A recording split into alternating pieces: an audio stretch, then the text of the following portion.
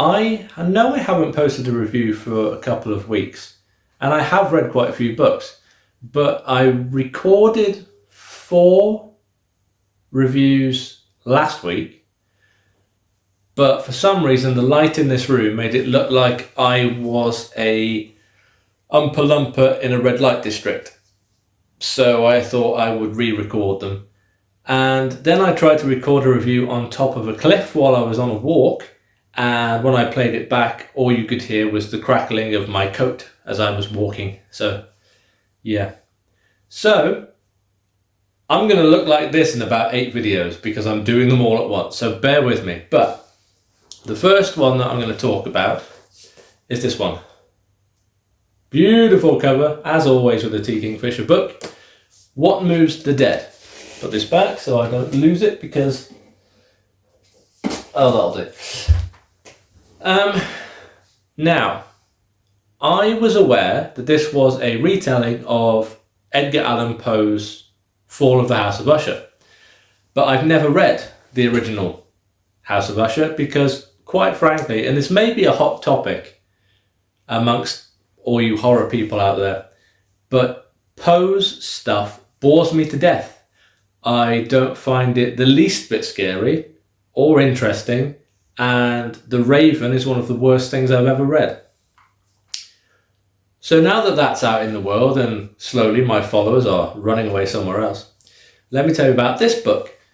Now, it was good, but I just felt like there were certain things in the book that weren't necessary. Now, before you all come at me, I'm fully aware that this is the first of 3 books, and I understand that the second one takes place in this fictional country that's introduced in the first book.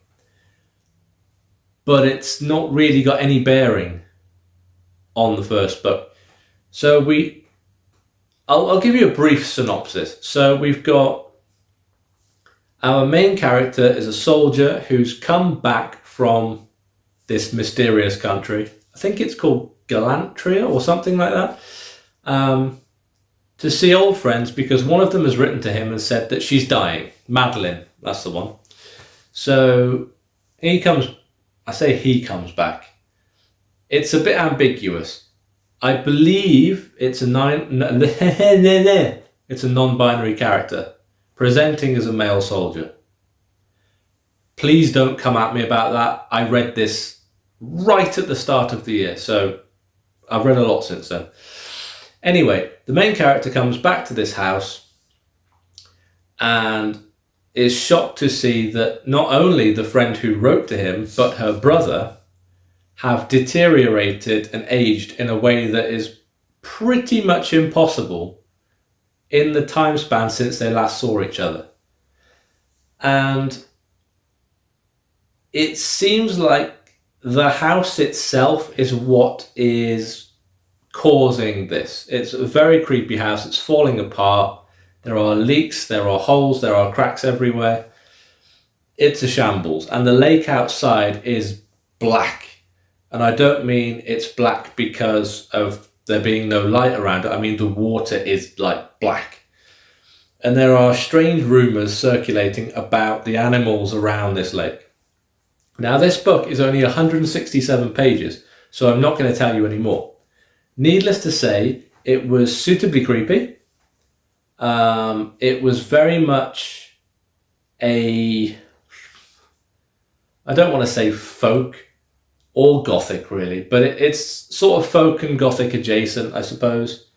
It was interesting enough, but as I say, the fact that the main character comes from this fictional country and there was a war there, which is how he knows the other 2, I don't think that was necessary.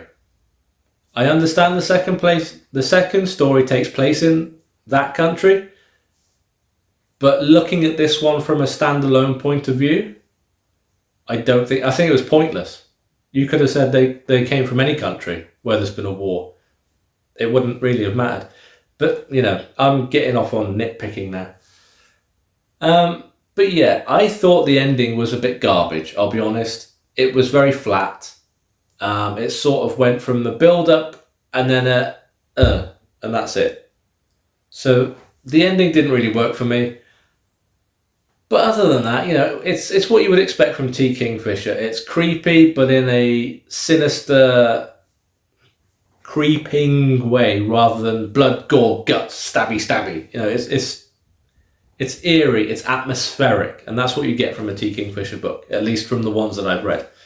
So I gave it 4 stars, although on reflection, I'd probably bring that down to a 3.5 after a month or so of contemplating. But yeah, I'm going to read the rest. I've got the first one and the third one. I cannot get hold of the second one in hardback for some reason. And I'm not buying a paperback because my OCD will not allow that to stand on my shelf. So, 3.5, 4 stars, suitably creepy, very fast read, read it in one go. I would recommend it, but it's not what I was hoping for. So let's go with that.